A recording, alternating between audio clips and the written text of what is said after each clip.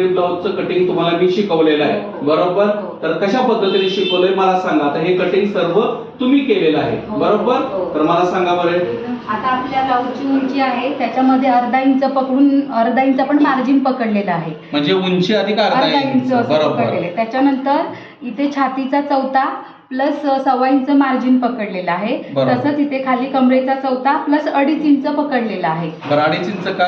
2.5 inch म्हणजे इथे जसं 1.25 इंच मार्जिन आहे तसं इथे मार्जिन आहे आणि 1 इंच मागच्या डागसाठी आपण ठेवलेला आहे. Very good. आणि मुंडा?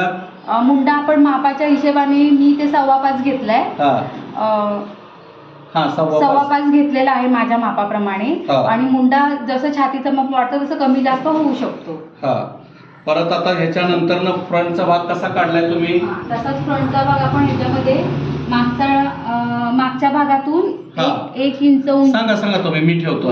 1 इंच उंची वजा केलेली आहे, बरोबर. आणि हा मुंडाचा शेप आहे तो अर्धा इंच आतमध्ये खड्डा घेतलेला आहे आपण.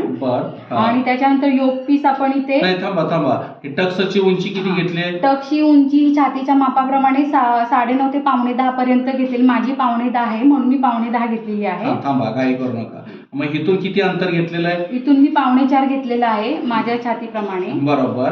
मग ह्याच्यातलं डिस्टन्स किती ठेवलेले? हा मी 2.25 ठेवलेला आहे. इथे आणि इथे 2.25 इंच ठेवलेला आहे डिस्टन्स, बरोबर. आणि इथे कमरेच्या साईडला किती वाढवलंय जेणे की डाच येण्यासाठी? इथे 1 इंच वाढवलेला आहे, बरोबर, इथे डाच मारण्यासाठी. मग इथून वरती किती घेतलेलं आहे? इथे मी 1.5 इंच वरती घेतलेला आहे आणि अर्धा इंच आतमध्ये घेऊन इथे असा कॉर्नर तयार केलाय आणि तो कट घेतलाय जेणेकरून हा डाच व्यवस्थित इथे सेट होण्यासाठी, बरोबर. आता योक पीस दाखवा. योक पीस इथे लावायचा, इथे लावायचा ह्याला, बरोबर. मग योक पीस किती लांबीचा घेतलाय आणि किती रुंदीचा आहे? योक पीस हा कमरेचा चौथा प्लस 1.5 इंच घेतलेला आहे. त्याची उंची 3 इंच घेतलेली आहे आणि इथे 4 इंच घेतलेली आहे, बरोबर. आणि इथून इथं अंतर किती घेतलेलं आहे? हे 3.25 घेतलेलं आहे. जसं खालच्या भागाला आपण 3.25 इंचाचा सेट घेतला होता तसंच वळण 3.25 इंच घेतलेलं. आता बाही घ्या बरे. बाहीचं कटिंग कसं केलेलं आहे? पूर्ण उंची अधिक अर्धा इंच आणि प्लस 1.25 इंच मार्जिन घेतलेलं आहे आपण, बरोबर. आणि ते 3.5 इंच मुंड्याची खोली टाकलेली आहे आणि तिथून मग इथे मुंडा मोजलेला आहे. मुंड्याचा अर्धा अधिक 1.25 इंच मार्जिन टाकलेलं आहे. नाही, मुंडा पूर्ण घेऊन त्याचा निम्मा घेऊन त्याचा 1.5 इंच टाकलेला आहे, बरोबर. मग त्यानंतर हा बाहीचा शेप आपण असा दिलेला आहे, बरोबर. मग आता बाही लावायची कशी शिकवले तुम्हाला सांगा.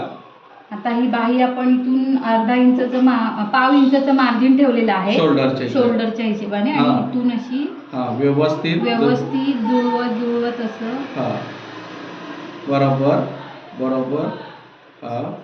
जुळवत अगदी इथपर्यंत आपण ही बाही बरोबर जाते.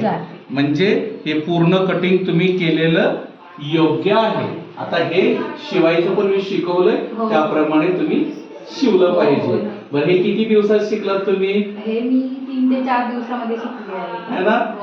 चला आता हे शिवायला लागायचं आपण.